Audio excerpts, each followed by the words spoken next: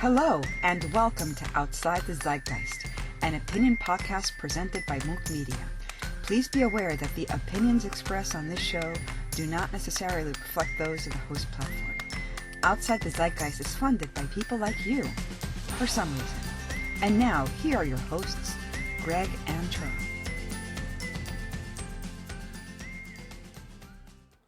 All right, and here we are, episode 5 of Outside the Zeitgeist. Once again, I am Charles, and I don't like you. Once again, I am Greg, and I still don't trust you. All right, cheers, Greg, to a new episode. So remember to downvote this video or audio, whichever one you're listening to. Share it with all your friends so they can downvote it. And don't forget to leave comments telling us how much you don't like us. And, you know, personally, I enjoy the leaving a comment. You know, you start typing a comment before the person actually finishes what they're saying in the video. Then some people just... Oh, those are great. Those are great. Especially the people who don't even write a real comment. They just say first. Those are great. Yeah. But I'd like to reinforce. Remember to dislike the... Oh, wait. That reminds me. YouTube is now testing removal of the dislike button. Fuck you, YouTube. Fuck you, YouTube. You know... How are you supposed to dislike? This is terrible. It is. It's horrible. You know, well, at least YouTube isn't the only platform we're on, so that's good. Excellent. But they can hate us on all the other platforms. I know. So I mean, I've heard a couple stories of why this is. Yep. I've heard that it's because of you know, Biden is getting downvoted so much. Oh, that and Disney. That and Disney, and I've also heard that they want to protect creators, you know, and so forth. It's funny you say protect creators, because I've heard a lot of creators actually talk about this, and they are actually upset that YouTube would even consider getting rid of a dislike button because they themselves see it as useful as to what content they put out there, which is not good.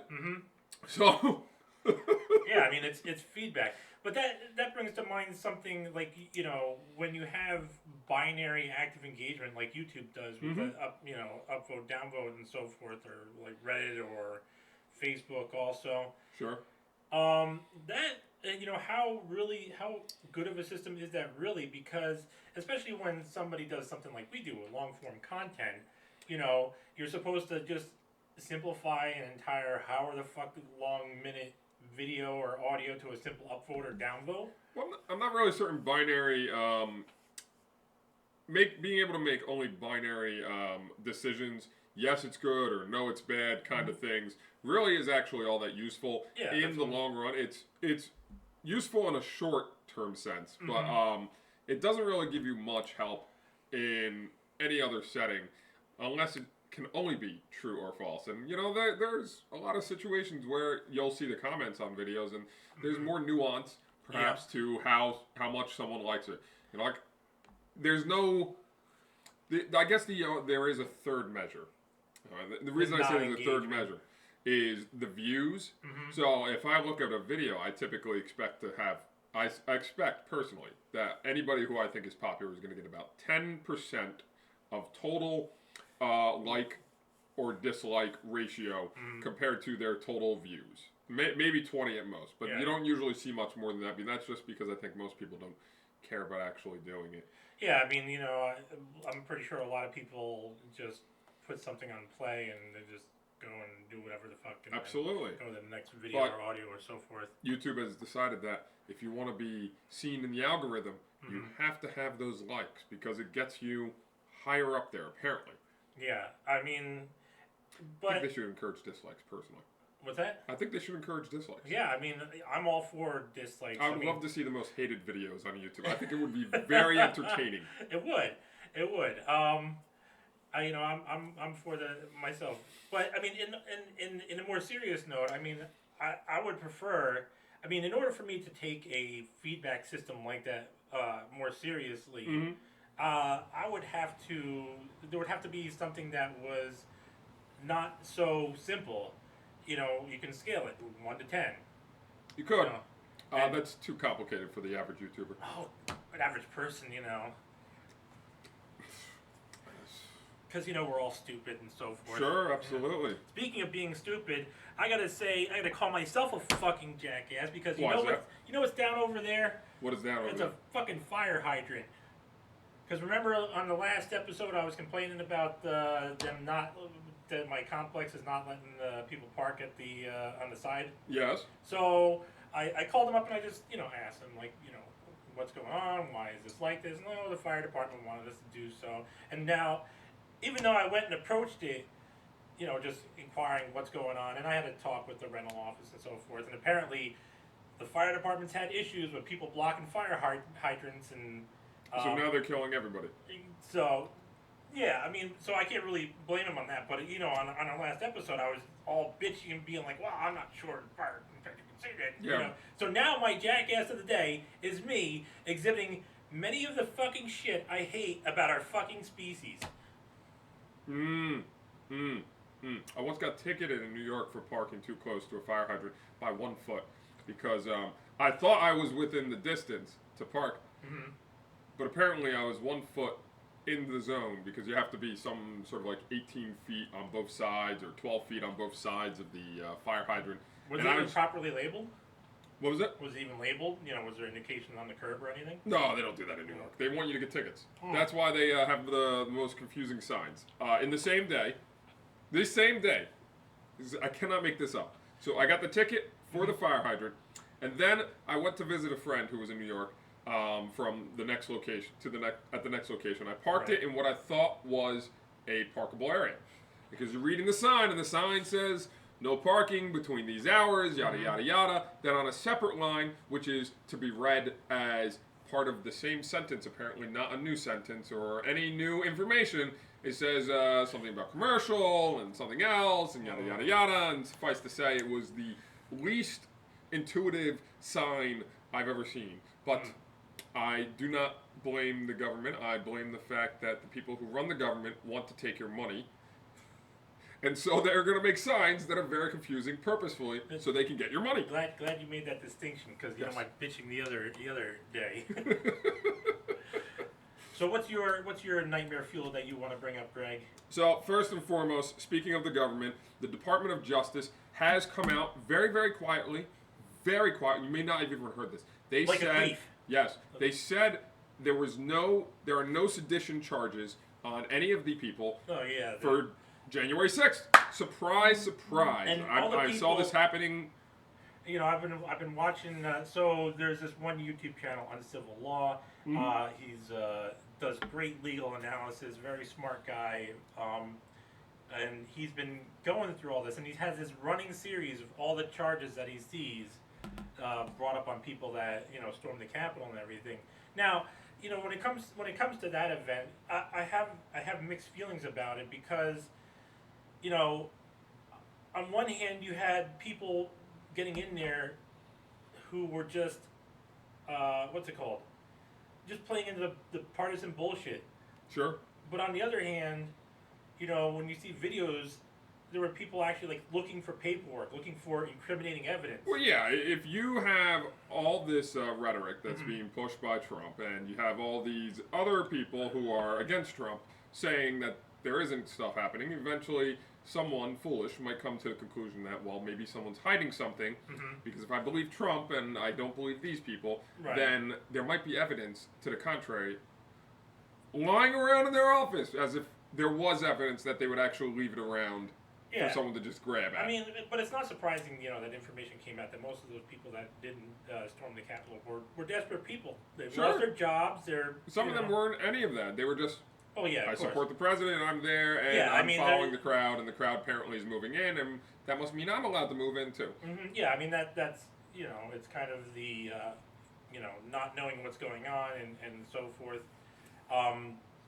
But yeah, none of the charges that any of the people have been brought up on were sedition charges. Also interesting with the government, specifically California. I love California. Great state. They do such great things. In fact, they are kicking out homeless people from their convention centers to bring in the illegal immigrants to hold them at a cost of $10,000 per a detainee per month. I do not make this shit up. We are literally putting our own citizens out into the cold, so that way we can bring in non-citizens. Well, because the homeless people, they've already voted. Obviously, but they don't have a home, so I don't know how they voted. Exactly, no ID. How can you vote? This is one of my biggest gripes, is that apparently we care more individually, governmentally wise, about illegal immigrants or people that are not even citizens than our own citizens. Well, that actually brings to mind an interesting thought of the whole, being the whole like familiarity fatigue. When you're around somebody, they're just kind of there, but then they're like, oh, here's this new person. So we see so many homeless people. Suddenly, we're inclined to just ignore the homeless person, but we see someone who just clawed their way into the country some way, somehow, and we're like, that new person. We gotta bring them. We gotta get them a hot cup of coffee, some hot soup, something. Bring them out of the cold. But that other guy, we'll kick him to the curb. We don't need him. He's been here already. He's useless. But the new person, they got character. They came here for a reason. They want to work. Let's get them. Yeah. Another interesting thing going on with the government is Georgia. Oh yes. Yeah, Georgia is not happy with Delta, saying that Delta apparently putting out an official company statement that they don't know like Georgia's new voter laws. And then of course you had Hollywood. What's it called? Hollywood a while ago was like, oh, we're not gonna film in Georgia anymore, blah blah blah. All the virtue signaling crap. And you hear a lot of people that are just like, oh, you're a celebrity, you got a lot of money, shut the fuck up, I don't want to hear your opinion, blah blah blah. So why does that? I mean, if just because somebody's a celebrity, why does all of a sudden their opinion matter less? I mean, I'm not trying to matter less or matter more. Well, either or, really. Why does it really have to matter any more or less than any other person? I mean, yeah, sure, they got a whole bunch of followers and everything like that, but still, at the end of the day, they're just another fucking mouth-breathing asshole. So, years ago, I made the decision that I was just not going to follow the bullshit of celebrities because they're just people with money. Yeah. And what's the difference between a celebrity and a CEO of a corporation? The CEO of the corporation is not in the spotlight as much as the celebrity is. And so why do I care if celebrity A is having some sort of argument with celebrity B because they don't like each other anymore? What's or that one like with the Cardi B and... I don't know. I don't care. It's useless information. This doesn't make me any smarter. It doesn't make me any better of a person. I mean, why do I care about these people? It goes back to what I said the other day, that the only difference between a rich person and a poor person is the rich person has the resources with which to spread their stupidity even further. You continue to say it, and I hear people continue to disbelieve it. But I mean, the whole thing of somebody, it fucking baffles me. Where it's like, oh, this celebrity said this, they're right, blah blah blah blah blah, because they're popular. And that, which you think is like some different thing, but realistically, that's how politicians get elected. Politicians, it's a popular vote, right? Another interesting thing in that same vein is why do we trust the government officials, say doctors in particular, over any other doctor? Why would we believe that they're necessarily the better doctor? Yeah, exactly. It doesn't. It's one of those things. It's like people always say, trust your doctor, or any advice you go to your doctor. They'll know better because you're different than that person down the road or that person up the street. So it's that it was a Dustin Hoffman line that I kind of modify when I tell my students. I'm like, I tell them, keep this in mind. You're full of shit. I'm full of shit. Your parents are full of shit. People you like are full of shit. The people you don't like are full of shit. And then I go to the Dustin Hoffman part where it's like, you really just got, I tell them about the Dustin Hoffman line, and I'm like, you just got to pick the level of bullshit that you're comfortable with, and you're comfortable with dealing with the consequences of. There we go. So speaking of bullshit, apparently, I don't know where the numbers on this are, but I heard someone that I follow who has information I trust very much. Luke Rakowski, you know him? Rakowski, yeah. Yeah, yep. I talked about him in, I think, the Great guy. first episode. Apparently, there is reports coming out that states that are issuing more vaccines are having bigger surges in the COVID-19 cases. What did I say? That some of these vaccines are over glorified CRISPR. I don't know what the fuck people expect by sticking the DNA or RNA, RNA in this case, in a virus that's going to, because what viruses and bacteria do is they inject their genetic information that's inside them into the cells. So what's going to happen when you do that? Oh, you're going to make more of the virus.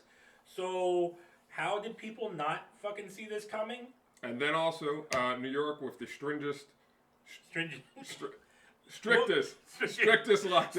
Stringest.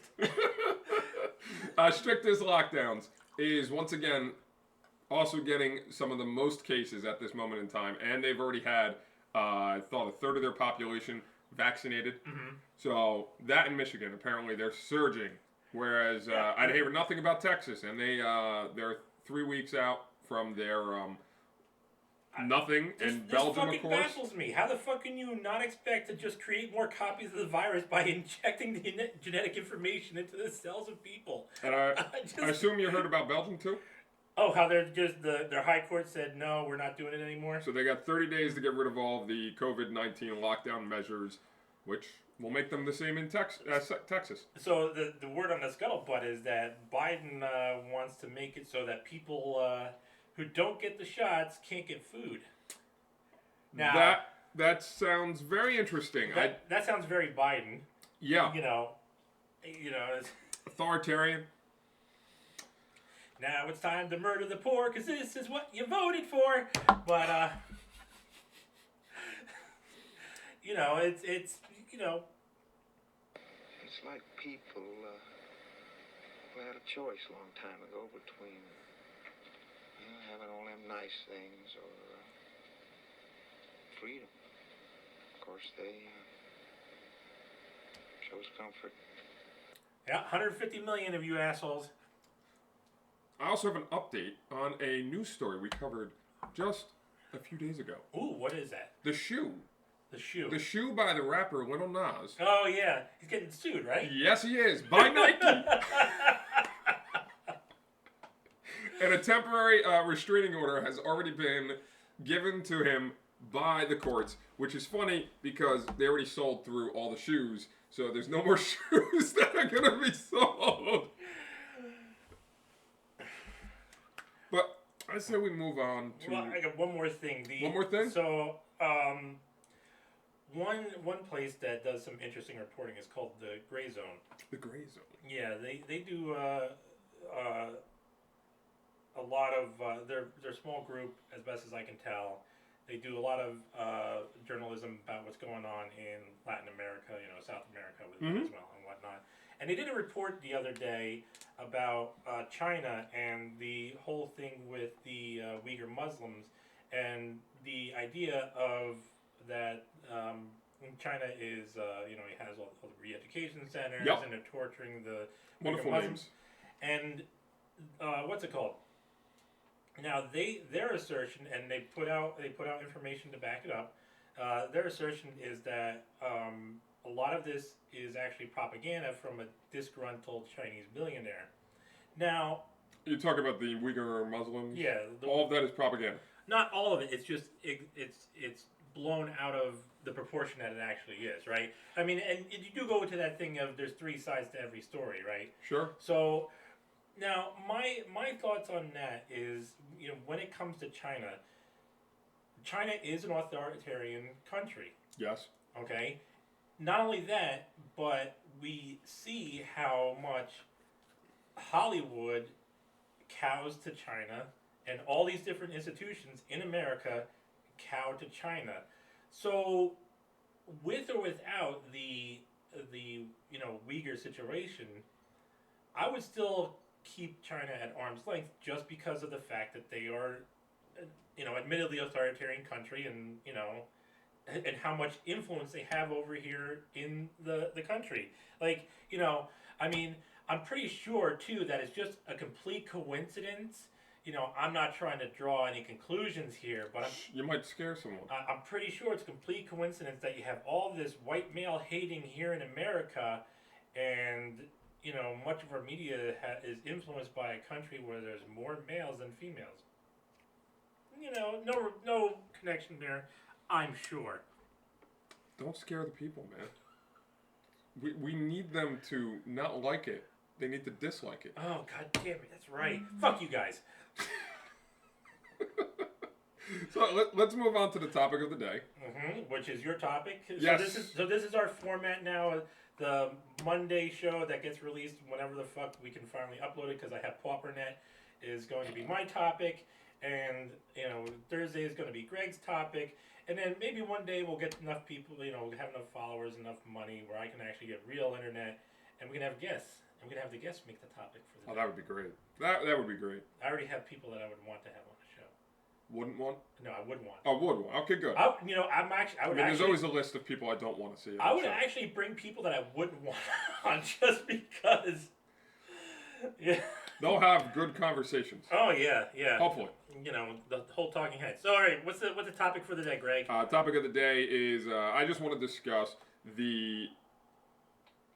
basically the overtaking of what I would consider comics, video games, media of that sort. Escapism. By the LGBTQ community. It just seems like it is impossible. Okay, let's add a caveat to that, because I wouldn't say it's the LGBTQ. Well, it's mostly it's the woke left that's coming into these.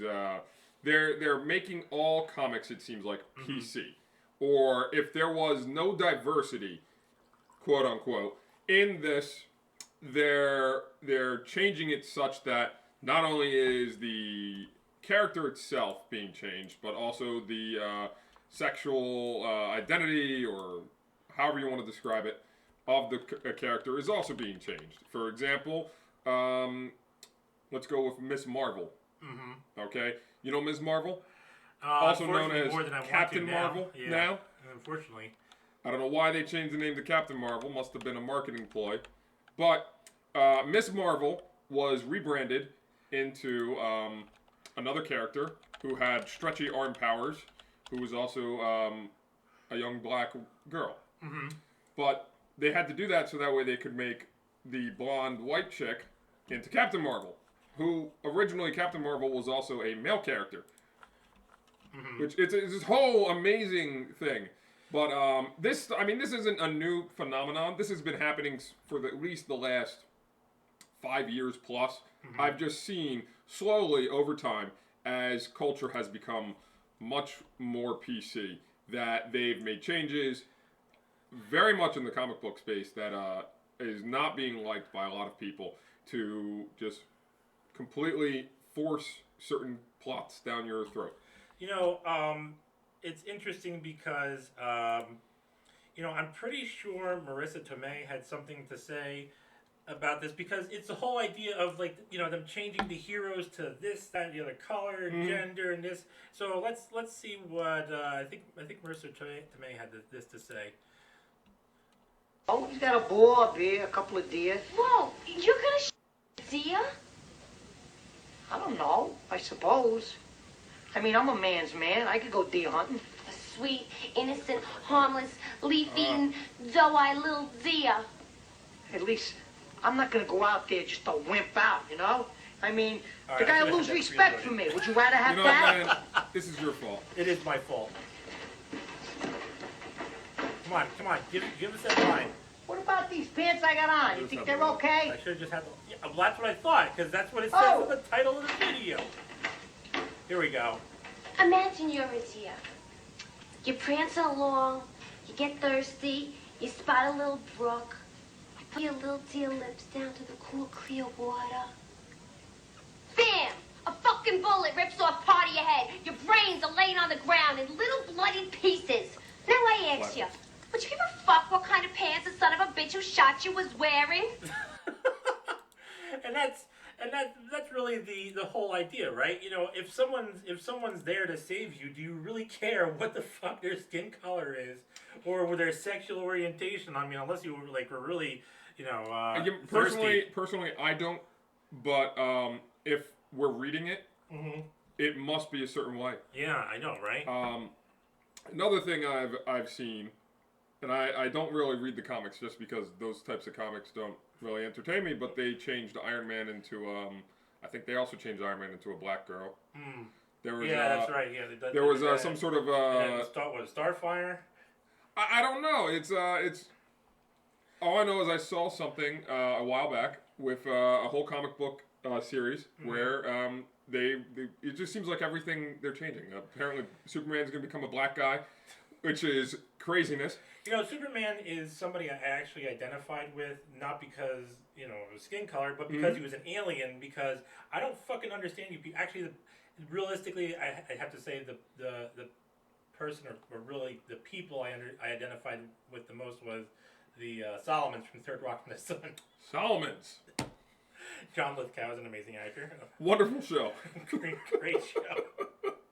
Some of those episodes are fantastic. I mean, you wouldn't see shit like that today. But yeah, it's even bigger than that. I mean, not only are they taking old characters and reinventing them as, in my opinion, just woke versions of themselves that are completely different from what they are, but the same name, same exact powers, but they're creating comics that are purposefully geared towards forcing certain messages down your throat. Right. So there's the newest one, which is Children of Adam, where they literally take 5 of the X-Men, and I guess there's 5 new mutants or something of that sort, and now they have those exact 5 mutants have the same exact powers as the original X-Men. There's Cyclops, Jean Grey, Nightcrawler.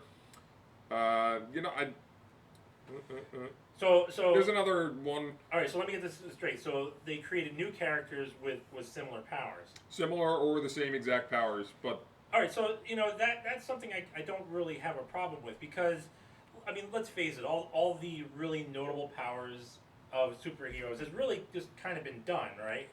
I mean, now if you can think of new power for somebody to have. It's not just I mean, they literally have this new Nightcrawler being called Daycrawler. Yeah, but the whole idea is that I'm of the mindset of so let me get into a few things here. Sure. The first one is that I do say it as a knee-jerk reaction sometimes, but I try to avoid calling people by banners, especially the ones that they identify as, right? Because you have movements. Gambit, that was the other one. Oh, Gambit, okay. You have all these movements and all these different activist groups that just get co-opted by the people who are really the problem in any situation, and that is the abusive authoritarian people. Yes. So 100%. When it comes to the invasion of entertainment and so forth, I'm not going to say it's woke left.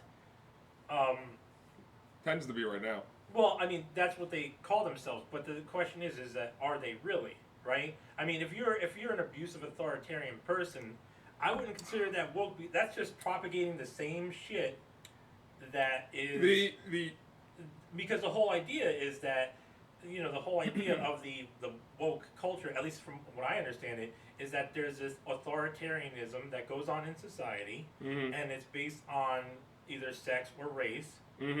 So their answer seems to be authoritarian back. Right. So which is a terrible idea. I'm not going to call you woke, and I'm not going to call you left, because you don't portray any of the aspects that people have traditionally shown in that regard. And I'm not going to be a party. I'm not going to be an outside party allowing you to co-opt it, like I see so many people do. But here's my biggest issue. Okay, my biggest issue when it comes to stories, especially comic book stories, where you have a very hardcore group of people who love and enjoy these particular characters for some reason or another. Yeah, usually because it's identify them with it, or they identify with their childhood, or something. You know. Whatever it is, they identify with these characters, and we have these new authors or comic book artists or whatever, and they're coming into the space, and they're not creating new characters in this sense. Right. They're taking a character that has already existed, and they're changing the character to fit what they believe. Okay, and they're keeping the character essentially the same, except they're doing it so that it's woke, or that's the best way I can describe it. They're co-opting the character basically. So personally, I can't say that I have a problem with somebody wanting to reinvent a character in their own image, because that happens all the time. I think that's different than what's happening. realistically, I think I would go with that's what's happening. They're taking a character and they're reinventing the character in their own image. Either, for some people, by being assholes and co-opting the character completely, but other people are just taking the idea of the character and reinventing it. So that first one, I'm just like, fuck you, you're an asshole. But that second one, I can't really go against because everybody's got an audience that they're going for. And what's it called? And it's not like it's done all the time. Not even talking about reboots and so forth. Look at The Boys. Sure. Right? You have the Superman parody. You have the Wonder Woman parody. These are clearly parodies, though, which is this is not the same as. So this is not the same as what they're doing with the comics. The parody, what makes The Boys a different thing altogether is you have your classic iconic superheroes. Right. Okay. You've got your Superman, your Wonder Woman, and Batman. Right. Okay. It's clearly they're using DC as the sort of the model. The model, right?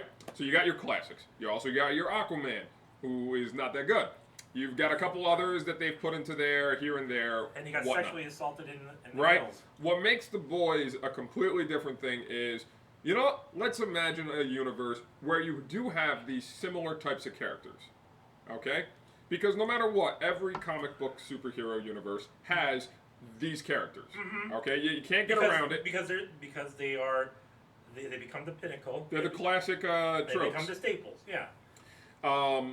But what The Boys has done is it's put a more realistic touch onto it because very obviously a guy like Superman would have a much more dramatic effect on the world around him than Superman in DC does. Right. Okay? I think sometimes in more recent years at least, Superman has been shown to have more effect on the surrounding environment and such, but he's not. Regardless, The Boys is clearly trying to be a much more realistic. The characters themselves, even the personality of the characters, is much, much different. And yeah, they're less idealized and more human. Sure. And more flawed. That's where The Boys separates itself from DC or from Marvel. Right. Or from any other superheroes. Right. That the plot is not about necessarily.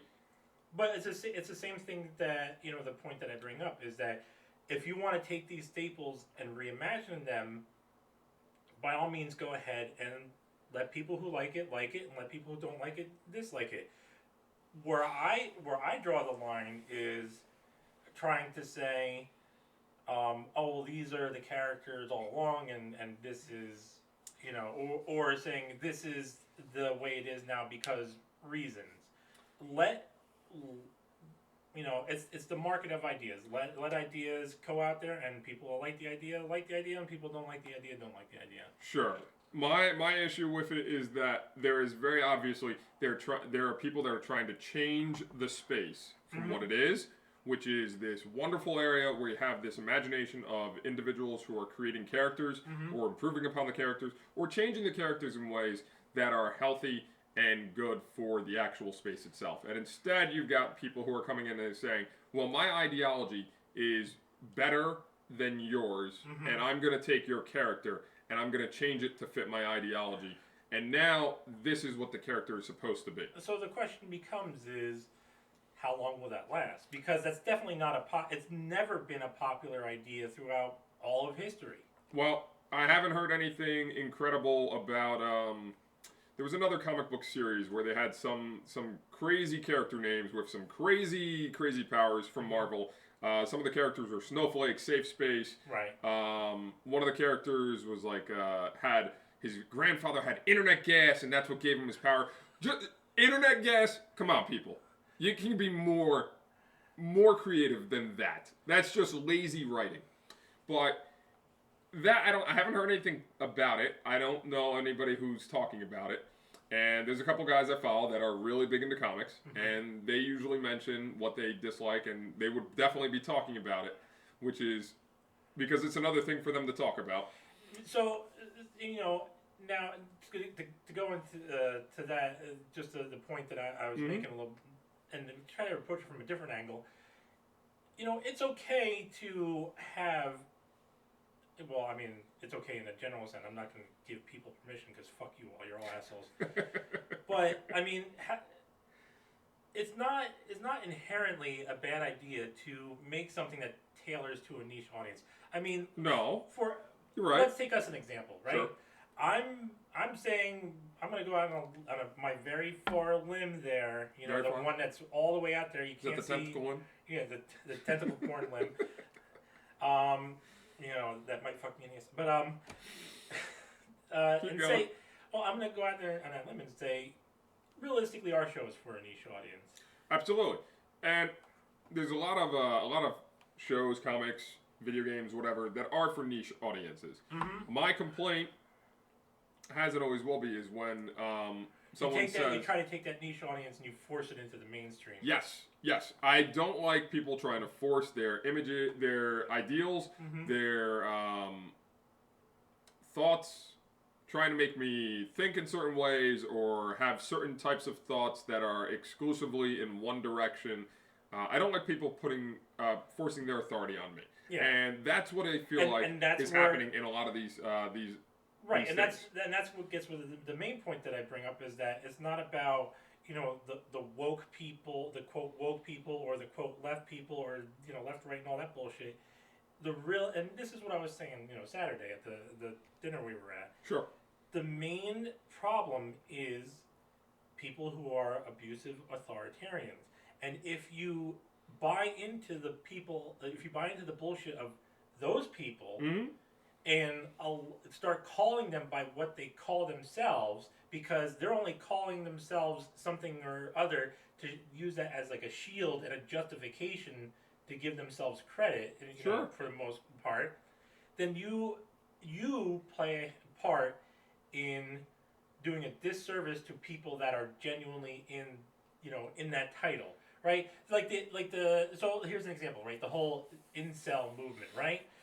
The incel quote movement started as just a bunch of people on Reddit saying, "Hey, I'm not getting laid and I'm unhappy about it." See, I thought it was a meme, a joke. Well, as I understand it, that's how it started. It was just a bunch of people on Reddit said, you know, they were just unhappy, you know, and they wanted to bitch, you know.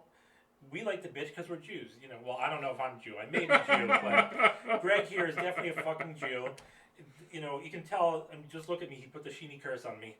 But you know, the incel, as I understand it, the incel movement started as just people looking for other like-minded people because misery loves company. You know, something they can talk about that they aren't getting sex and so forth.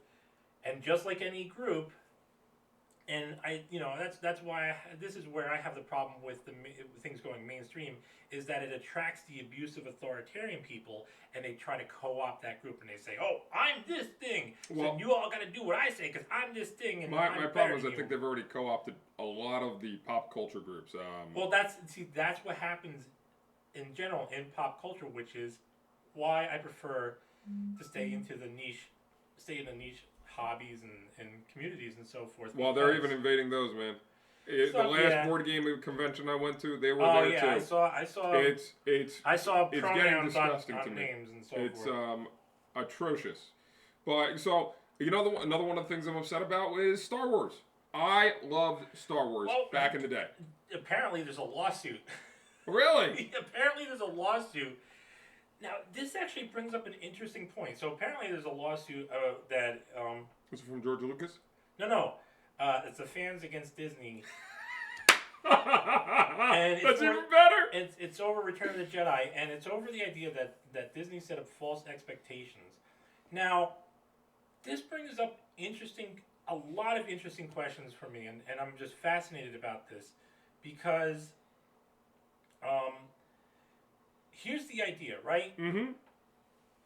If you make a sequel, yep. Well, if it's the same thing, it's boring. Correct. Well, if you change it, well, it wasn't like the original. So, okay. So, where is that balance of being the original yet being different enough to keep people's attention? And this is something that frustrates me with the video games all the time. You know, you see a video game that has a sequel and the gameplay will be completely different or so forth, right? Like the original Legend of Zelda and Zelda 2, right? There's a early example of a sequel where the gameplay was completely different. I think they kept a lot of the similar themes in the game. Well, they kept the similar themes, but the gameplay, right, went from being a top-down adventure game to a side-scroller adventure game. There was also a difficulty spike, and I couldn't go to level 4 right off the bat to get the goddamn. Or no, was it level 3? God, I can't remember now. Level 3 right off the bat to get the ladder, and go to level 4, get the raft, go around, get all the heart containers, and then fucking just truck through the game and blah blah blah. So you can cheat. Not really cheat, exploit. I'm gonna go with the word cheat.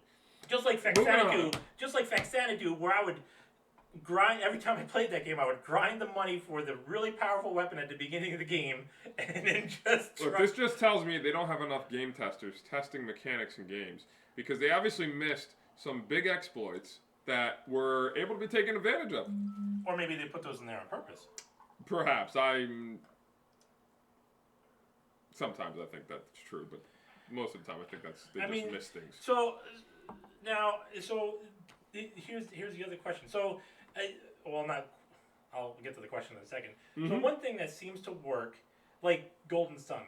I don't know if you've ever played Golden Sun. Loved Golden Sun. Golden Sun 2 was great. That was the idea. When I learned that there was the ability, because I knew they did this on purpose, but when I learned that Golden Sun had the ability to create a code, mm-hmm. and you could do it in the first game, you get this big, long, like 90 character code, and you gotta type it down, write it down, so that way you could type it into the next game, mm-hmm. and I'm like, holy shit, I could take my save file, I can take all my characters, and there's a code that lets me translate it into the next game. Mm-hmm. And my expectation with Golden Sun 2 wasn't that I'd be playing with the same characters, although I did expect to play with the same characters. And when I wasn't playing with the same characters at first, I was a little bit disappointed.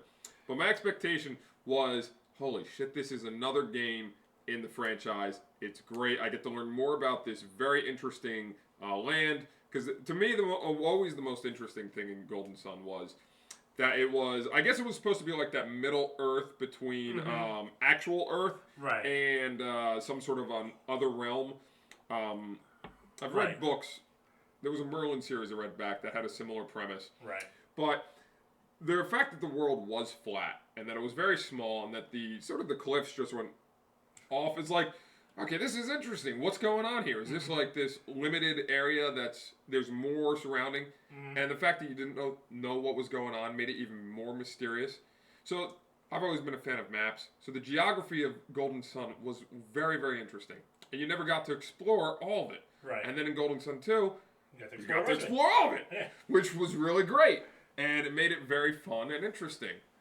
So let's,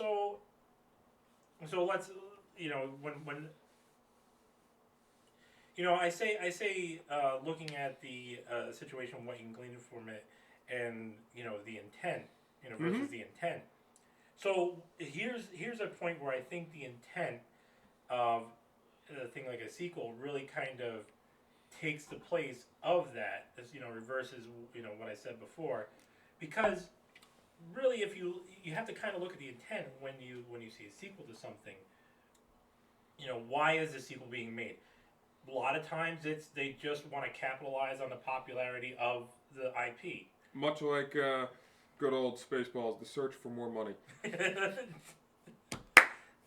Great, best sequel ever. Yes. It was the best sequel that was never made. But you're right. The sequels, there's often a question in my mind was a sequel necessary mm-hmm. for this particular movie?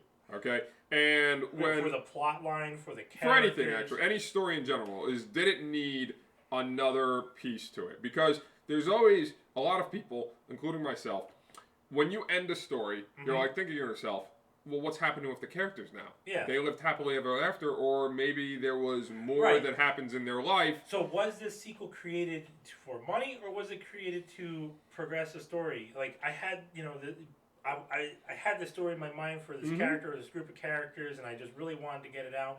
And that always seems to be the thing, and this is anecdotal, but that always seems to be the thing, just from my perspective, that the sequels that do best are the ones that are driven by a need to tell a story. Sure.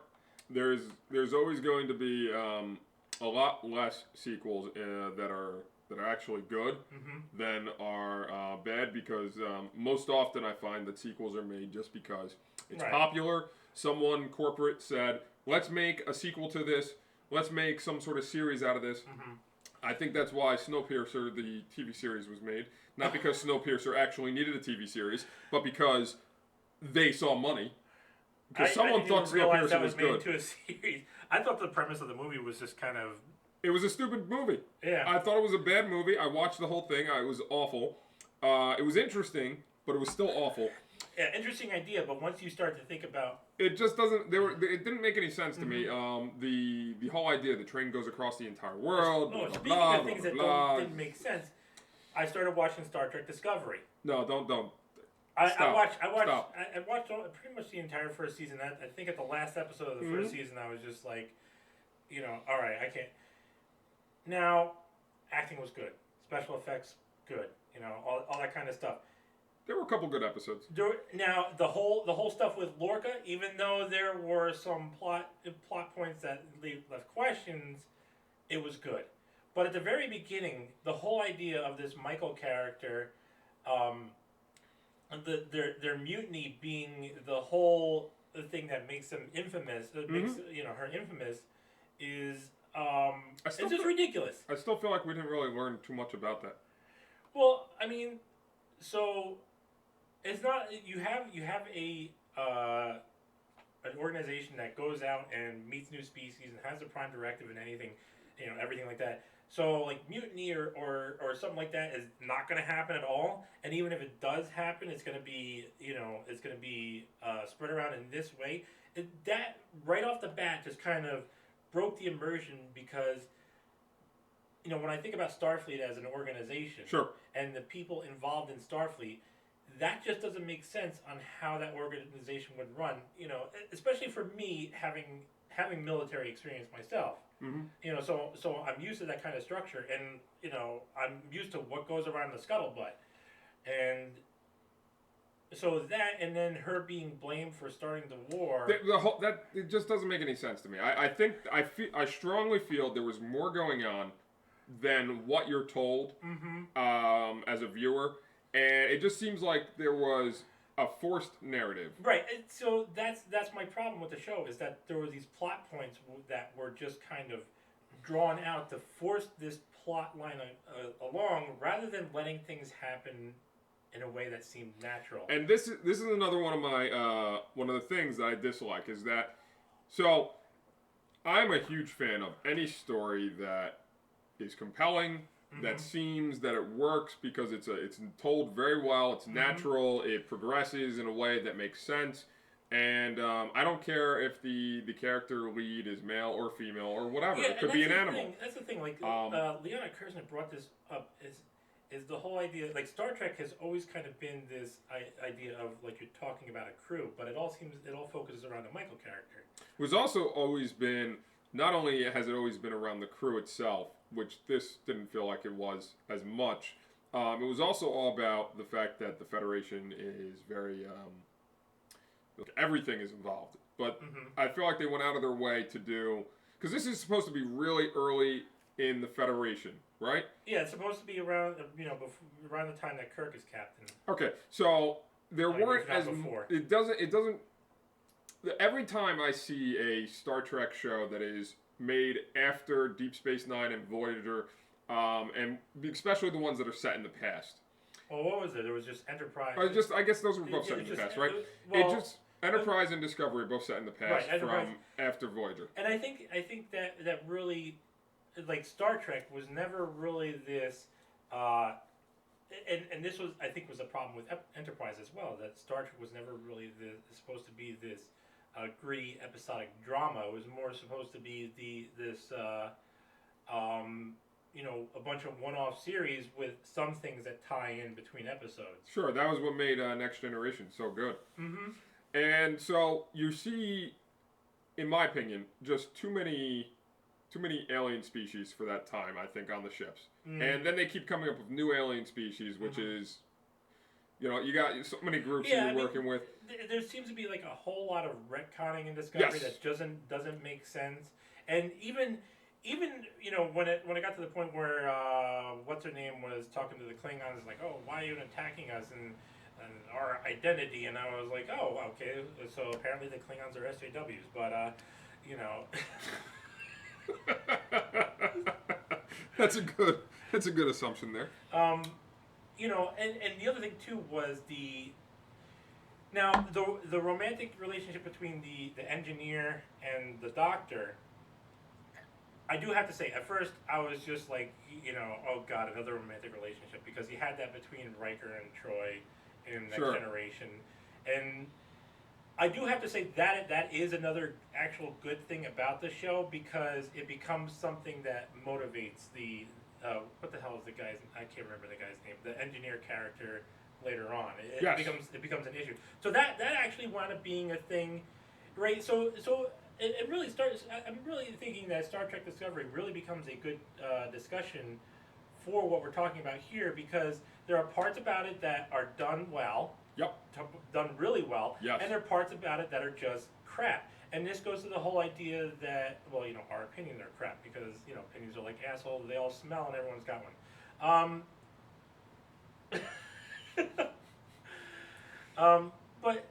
But it's the whole idea that I was saying before of, if you want to do your thing, go ahead and show people what you got. I mean, that's really what art is, right? Is show people what you got. And if all you got is forcing a narrative, then all you got is forcing a narrative. But if you do have something that's actually interesting, asks questions of people, forces people to think, that's always been, as stupid as people are, that's really something that people have been drawn to. And for me, I had to stop watching Discovery when they made the Empress the captain of the ship, and I'm just like... That just doesn't feel like it was... I don't feel like the Empress would have accepted... Realistically, well, I don't think she would have accepted that. I think she would have accepted it, but the way she was acting and so forth, I don't know. I just feel like that's... it felt out of character for her to do that. I don't know. I don't know if I would go that far, but her acting in character... when she took command. I mean, I thought the person who played the Empress did a phenomenal job. Yeah, like I said, the acting in the show Fantastic. was phenomenal. And that's, and that's something that's really kind of sad, because you see this great acting, you see this great special effects, but the plot just fucking fails. It did. I was really, I'd have to say I was very surprised that they actually, spoilers, that they brought in the mirror universe into the series, because I was not expecting that at all. And I found that a great, it was probably one of the better things that they could have done for Star Trek, because I think a lot of fans are huge, very big fans of the mirror universe. The few times that it's brought into the show, tied it all together with Lorca and all the little hints that were. I did not see that coming, and that was a great piece of writing right there. Yes. So there was a lot that was good about it, but much like with other media, I just see a lot of forced narratives that are being pushed in these common shows that I'm more likely to watch, and I find it very upsetting, because it turns me off. I won't watch anything Star Wars anymore because of the disaster of the sequel trilogy. It was just awful. I still never saw the last movie. I never saw the last movie. The eighth episode was such a travesty. It was such a disappointment. How do you go from having this action packed, just 1, 2, 3, 4, 5, 6? Oh, it was terrible. Oh, we're just gonna have an entire, because of how hyperspace works and all this other nonsense. I mean, if you didn't know bullshit anything physics about Star Wars and whatnot, it was worst, a decent popcorn movie. It was terrible. It was a make-out movie, because you can just make out while you're not paying for all the action. Absolutely awful, because the main character. And again, it's another situation where you had really good acting, just wasted on. The worst part about it was when they killed the villain in the second movie. How do you kill the main villain in the second movie? He should have been killed in the third movie, and the final villain, I guess. Well, okay, so you're talking about what the fuck was his name? That's exactly right. He's so forgettable that he's Snoke. Snoke. Acting was great, but Now, that brings to mind, because, you know, I'm all about the fucking questions. I got 50 million and 2 questions and like a goddamn 2-year-old. Fuck you guys. But that brings to so, like, movies and so forth have this kind of set first act, second act, third act Yes. thing that's been, you know, been going on really for as long as you and I have been around. About stories in general. Right. Well, no, actually, but in movies you used to see a more variety of the way the acts would play out previously. So, you know, that brings to mind the question, you know, just, you know, looking introspectively, how much of that is, what's it called? Us just being so used to things being a certain way. Well, okay, so here's my, one of my thought processes on it. First and foremost, Disney's making 3 movies. Mm-hmm. We know they're making 3 movies. They told us they're making 3 movies. That was a mistake. That was a mistake because of the fact that they could have made individual movies that were completely their own movie, not had anything to do with the next movie, other than the fact that it was the same characters. Right. And we would have been excited and surprised when they talked about, oh, there's a new movie coming out. Instead, they told us right up front, there's 3 movies. Because they did that, they got lazy, and they figured that they could make one movie, which would get people back into it, make a second movie, which would just be for money, and a third movie that would conclude the entire story. And still be just for money. Yes. So, I see the second movie, retrospectively, as just a way to keep you sort of in the game, to now, be interested in what's going to happen next. It wasn't good. This brings up to mind a question I had a while ago in regards to video games, because video games, the standard price has been that $60 right here in the Empire of American States.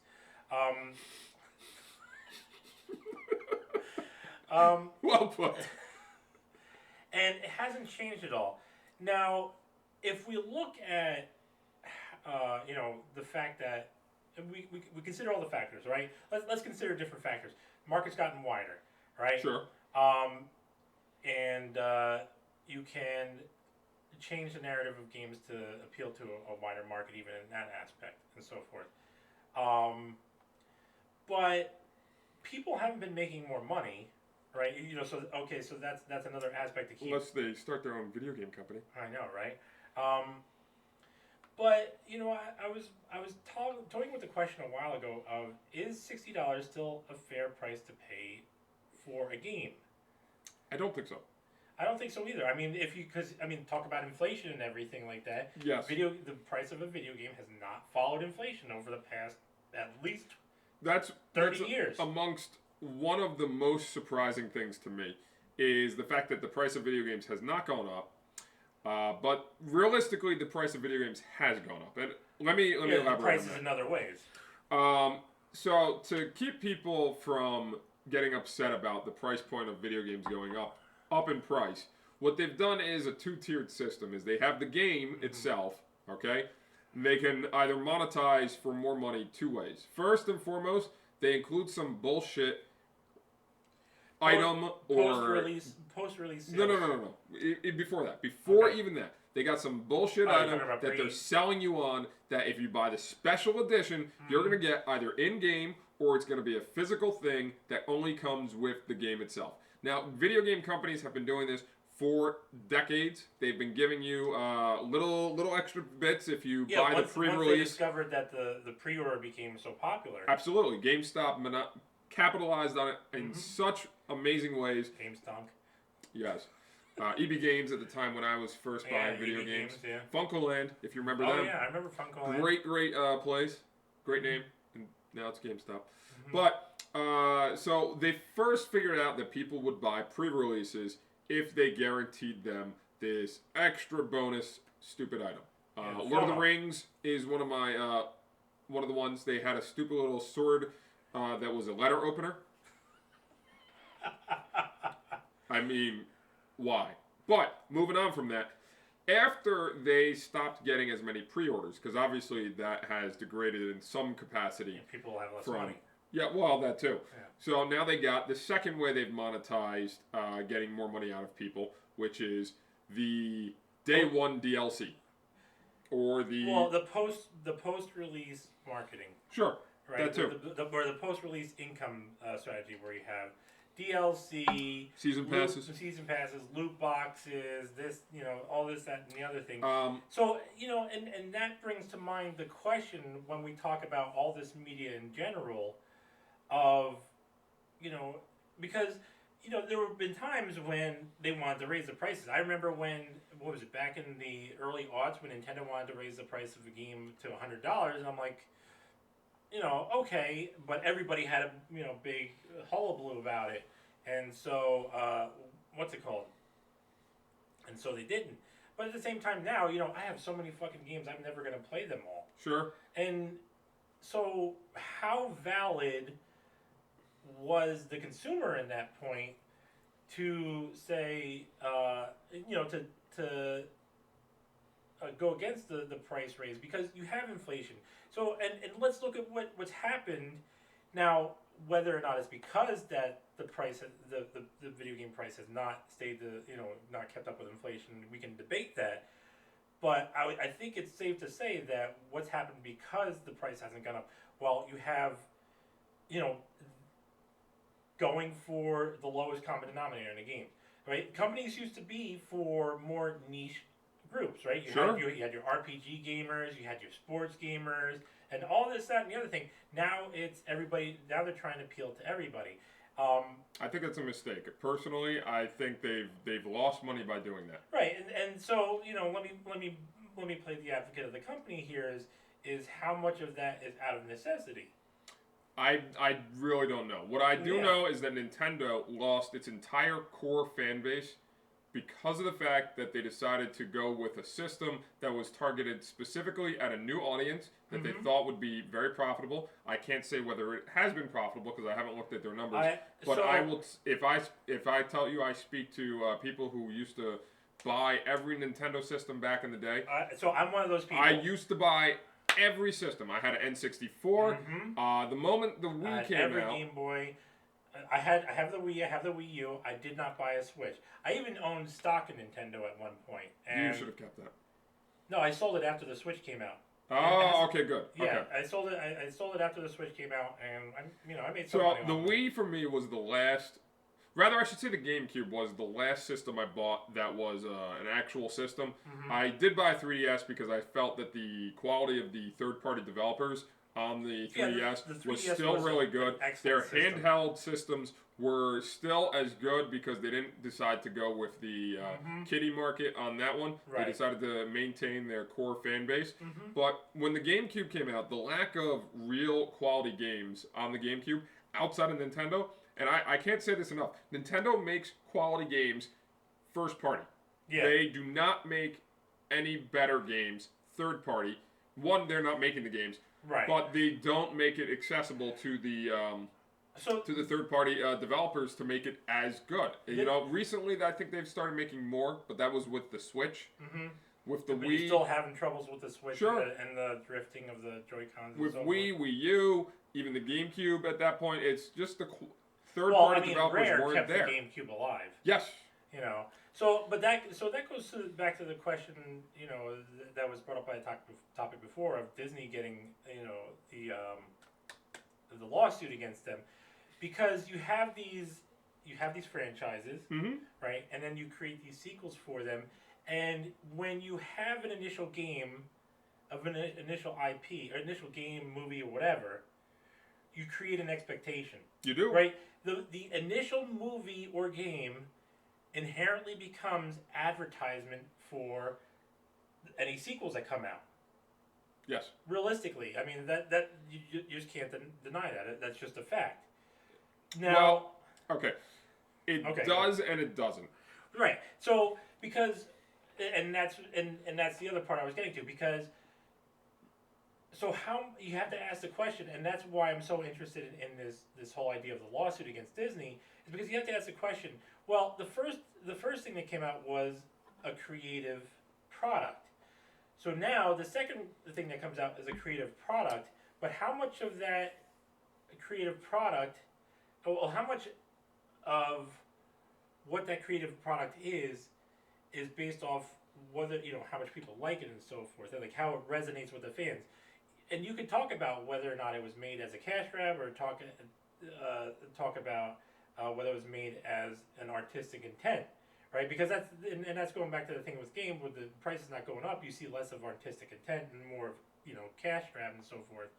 But if you have a sequel to something, and the question becomes, okay, well, where does it fall in if you have a sequel that's of artistic intent and winds up being bad and severely not liked by people, versus a sequel that's made of as a cash grab and then winds up being well liked by people?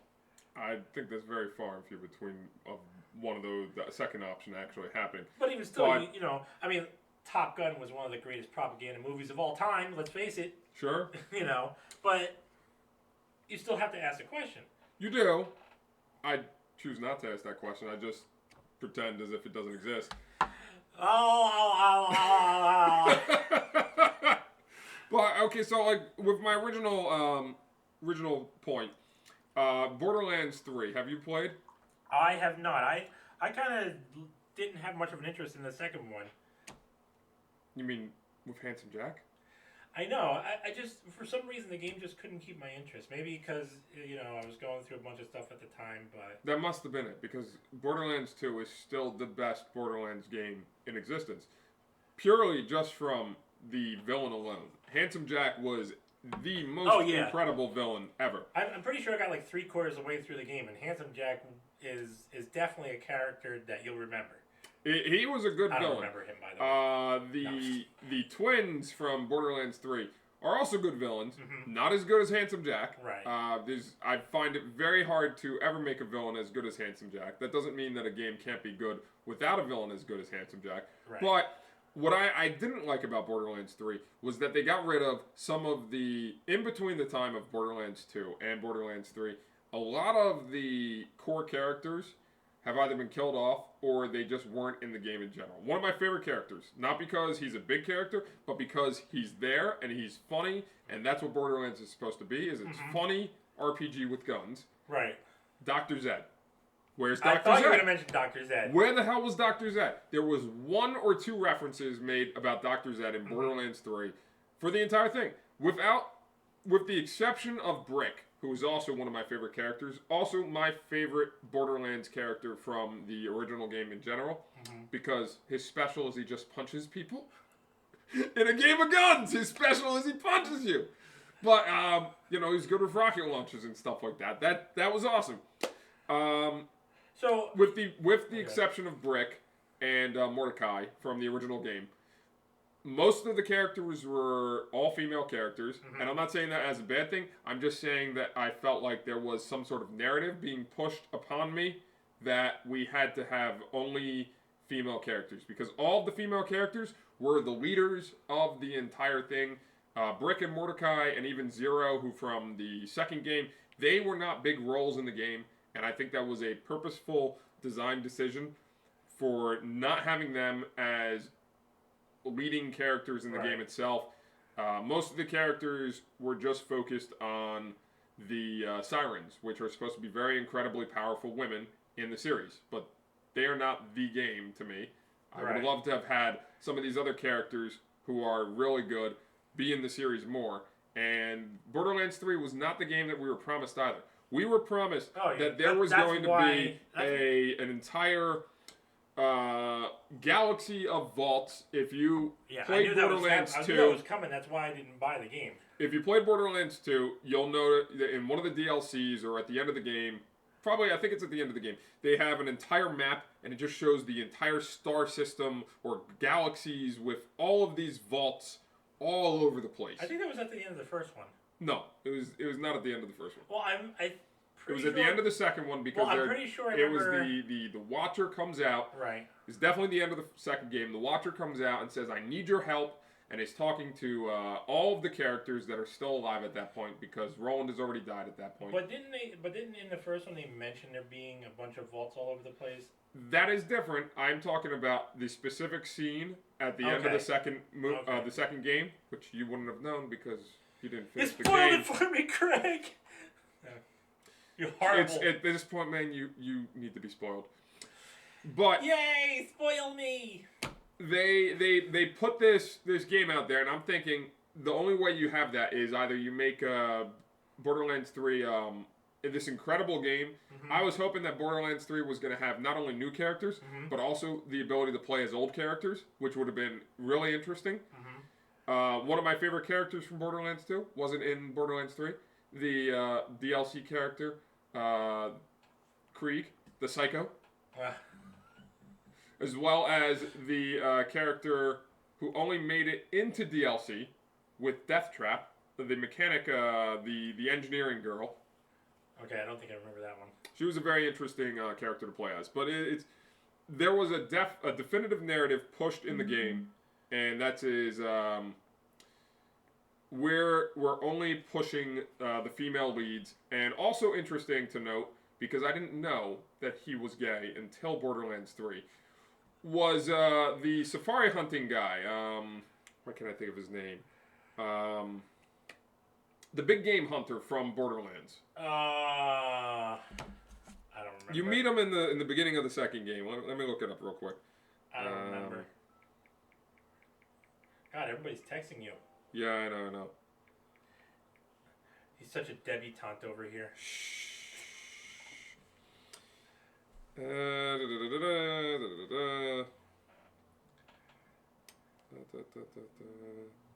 Hammerlock, that's it. Okay.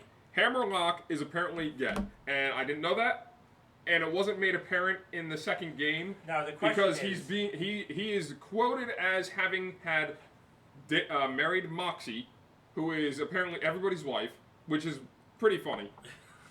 Wife or waifu? Wife.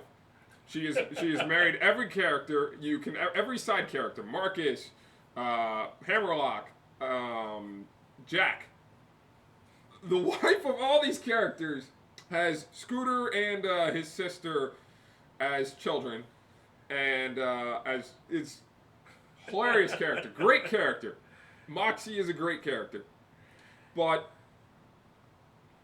suddenly I'm learning that Hammerlock is gay, and I'm feeling like, wow, this is out of left field because I didn't hear anything about this in the previous game. So the question is, does that serve the plot at all? No, and that's the problem. That was a big issue to me. Is that even the fact that it was the entire cast was primarily just the female characters, with the male characters being on the side. That felt like that took away from the game, because these were not small characters in any sense, because all of these characters that are now NPCs, because you're playing as the 4 new characters for the game, they were impactful characters who you played as from previous games. Okay, good characters. You learn to love them because you're playing as them and you're interacting with the game as these characters.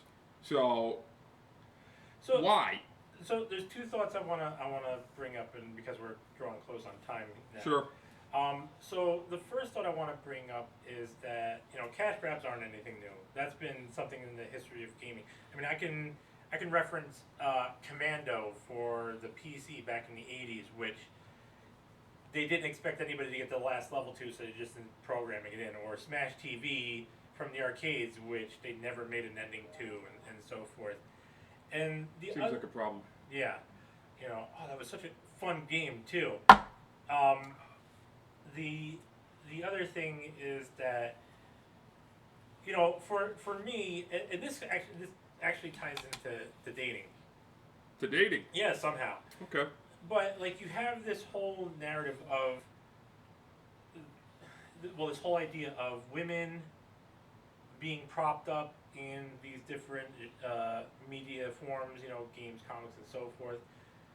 But they're being propped up just for the idea of being propped up. They're not being propped up for the idea that they're an inherently strong individual, right? So, and that's one thing that, I'm very anti-dating. I've always have been. I've always been very solo. But I've always kind of kept my, eyes and ears open just to see what's out there. But this, and I have to say, this does affect me in a way where I approach dating with the idea of dating with more caution now, because you have women being propped up just because they're women, not because of how their character, right? I mean, for me, you know, as far as dating is concerned, I'm not really interested in a woman that can't stand toe to toe with me and can't stand side by side with me when the shit goes down. I mean, you have to show your shit and be a fighter and not just be a fighter, you know. And you know, what really are people accomplishing here? But then I go back to the whole idea that this is really just propagated by abusive authoritarian people that put these labels on themselves. You see, this is why I hated Captain Marvel, the movie, and why I loved Black Widow as a character. Because Black Widow was a really good female character. She was strong, independent. She made an impact in any of the movies that she was in. Oh, yeah. Even the scene in Endgame where she's having the fight with Hawkeye, that was a pretty good scene, I thought, because it's just funny and also pretty sad. But Captain Marvel movie, oh, I have powers. I'm good. I win. Yeah. Endgame, I come in. I save the day. Without me, you wouldn't have won. Thanos, supposed to be the most powerful character in the series, hands down, even without the Infinity Stones. Nah, Captain Marvel can just take a hit, isn't impacted by much. There should have been more struggle. There was no struggle with the character, ever, other than recovering her memory. It was more. I haven't seen it, but it sounded like it was more of that. What was it? It's a Mary Sue. Well, yeah, Mary Sue. But I was talking about like movie-wise. You have like the older Chinese movies where it's just like, oh, you get to the end, struggle, and just 1, 2, 3, it's done, and then yay. That was exactly how it was. Okay, it was the complete opposite of One Punch Man, where One Punch Man is the all-powerful character that we know is all-powerful, and thus the show is not about the fact that he's all-powerful, but the fact that he's trying to find a fight, and the comedy that ensues because he can't actually find a fight. Because he knows he's all-powerful. He's trying to find someone who can actually give him a good fight. Yeah. So his struggle is... See, that's my thing. That's my thing. You know, that's how I approach dating. Trying to find a good fight? Yeah. I mean, I want somebody that can go toe-to-toe with, you know, but, you know, this whole idea of this whole...